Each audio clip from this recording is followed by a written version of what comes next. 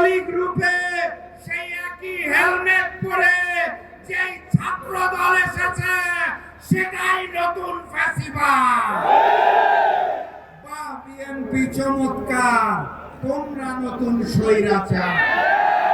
সরকার মাত্র 5 মাসের মধ্যে তাদের স্বৈরাচারী রূপ প্রদর্শন শুরু করেছে। সংগ্রামী সাথী এবং বন্ধুগণ, 2025 সালে গুম প্রতিরোধ ও প্রতিকার অধ্যাদেশ করেছিল, আপনারা জানেন। বিএনপি সরকার ক্ষমতায় এসে সেই অধ্যাদেশ বাতিল করে দিয়েছিল। গত পরশুদিন তারা নতুন করে তাদের মন্ত্রী পরিষদে গুম প্রতিরোধ ও প্রতিকার আইন পাশ করেছে। কিন্তু সেই আইনে বলা হয়েছে গুম প্রতিকার এবং প্রতিরোধের জন্য আপনি যদি আবেদন করেন, আপনি যদি অনুরোধ করেন, তাহলে তদন্ত করবে পুলিশ বাহিনী।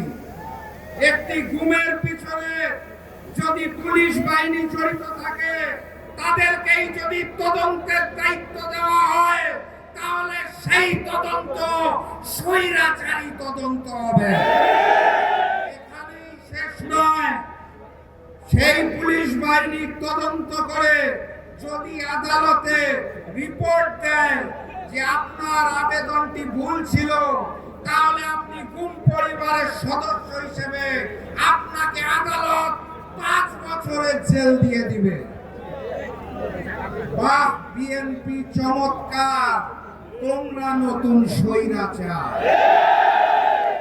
গতকাল বাংলাদেশের কলেজে, বিশ্ববিদ্যালয়ে, মাদ্রাসায় ছাত্রলীগ রূপে সেই একই হেলমেট পরে যেই ছাত্র দল এসেছে সেটাই নতুন ফ্যাসিবাদ।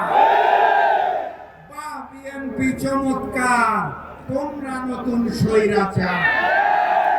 দ্রব্যমূল্যের ঊর্ধ্বগতি, বিদ্যুতের ভুতুড়ে বিল, তেল গ্যাস জ্বালানির দাম বৃদ্ধিকরণ করে বাংলার মানুষকে ভাতে এবং পানিতে যারা মারতে চায়, তাদের আমরা বলতে চাই, বা বিএনপি চমৎকার, তোমরা নতুন স্বৈরাচার। আমরা বিপ্লবে বিজয়ী হতে পারবো? আমরা কি প্রস্তুত আছি? আমাদের পারতেই হবে।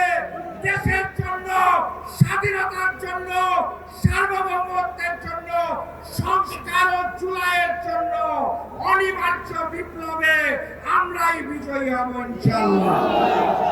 আজকের এখান থেকে বাড়ি ফেরার আগে আমার অনুরোধ, 3টা শপথ করে বাড়ি ফিরবেন। কয়টা?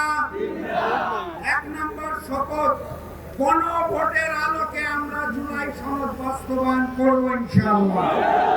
2 নম্বর শপথ, ফ্যাসিস্ট হাসিনা এবং গণহত্যাকারীদের বিচার, ওসমান হাদির হত্যাকারীদের বিচার আমরা বাংলার মাটিতে করব ইনশাআল্লাহ।